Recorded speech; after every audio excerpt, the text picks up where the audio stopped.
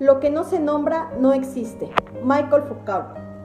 Buen día, mi nombre es Ilse Janet Santos Gómez, estudiante de la maestría en Tecnología Digital para la Educación en UDEMEX. El día de hoy presento el discurso sobre la importancia del lenguaje incluyente y no sexista en el ámbito educativo. El lenguaje es parte de nuestro día a día. Es la herramienta principal que nosotros utilizamos para llevar a cabo el proceso de comunicación.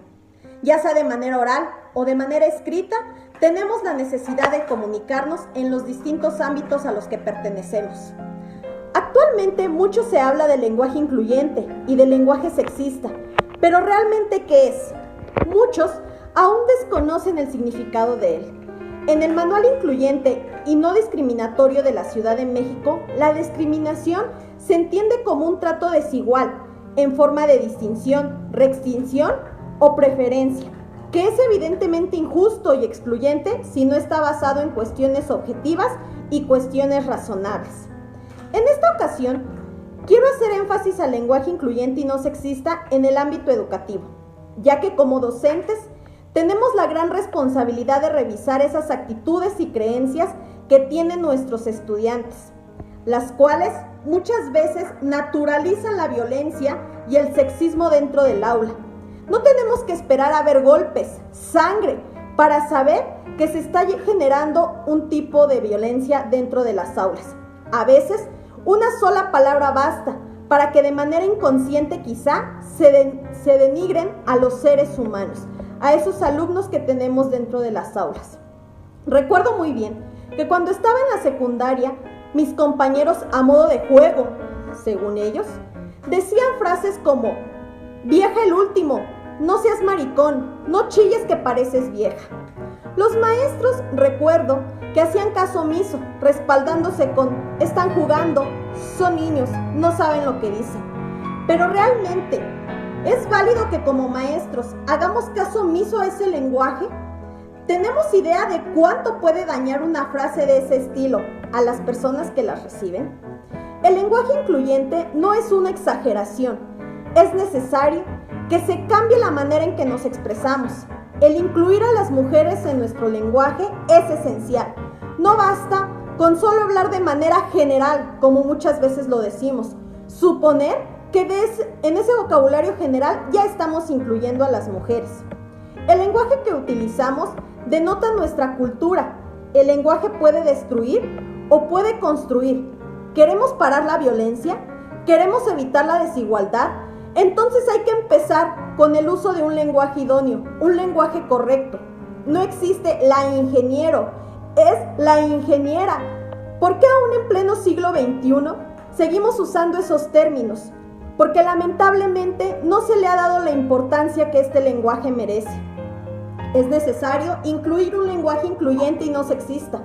Y no estoy figurando que solamente los docentes tenemos esa responsabilidad. Si bien es cierto, también parte de casa, pero no es preciso que supongamos lo tienen que aprender en casa, no es nuestra obligación, porque sí lo es. Tenemos que ser agentes de cambio. Cuando utilizamos un lenguaje incluyente dentro del aula, es entonces y solo entonces cuando tenemos una equidad entre los y las estudiantes.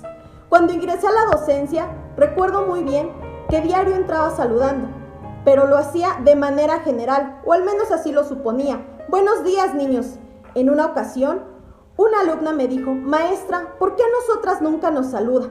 Es entonces cuando reconocí la importancia de este lenguaje. Estaba hablando de manera general, según yo. Sin embargo, estaba excluyendo a mi propio género. Claudia Pichard es la autora de un manual denominado Manual de Comunicación No Sexista hacia un lenguaje incluyente, publicado por el Instituto Nacional de las Mujeres, mejor conocido por sus siglas como INMujeres. En este manual, ella nos trata de mostrar la importancia que tiene el lenguaje incluyente y no sexista en los diversos ámbitos.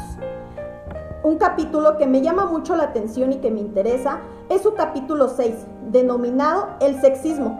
Dime cómo te nombran y te diré cómo te ven y cómo te valoran.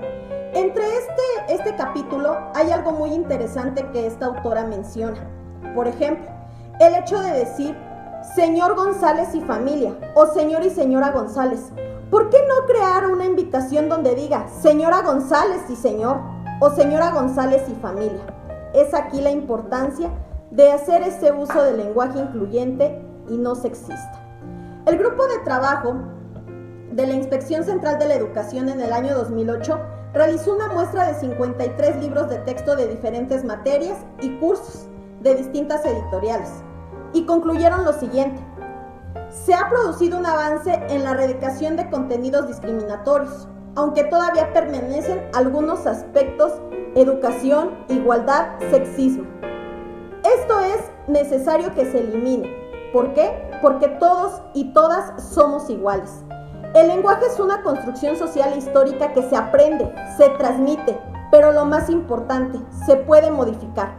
Así que está en nosotros como educadores modificar el lenguaje de los educandos para el bienestar social. Fomentemos el lenguaje incluyente y no sexista. Dejemos un país mejor para nuestras futuras generaciones, porque en esas generaciones estarán nuestros hijos, nuestras hijas, nuestros sobrinos, nuestras sobrinas, nuestros nietos, nuestras nietas. Y estoy segura que al igual que yo, no te gustaría que fueran víctimas de violencia, de discriminación o de desigualdad. Somos maestros y maestras comprometidos con los alumnos y las alumnas, no solo maestros comprometidos con los alumnos. Sumémonos al uso del lenguaje incluyente y cambiemos vidas.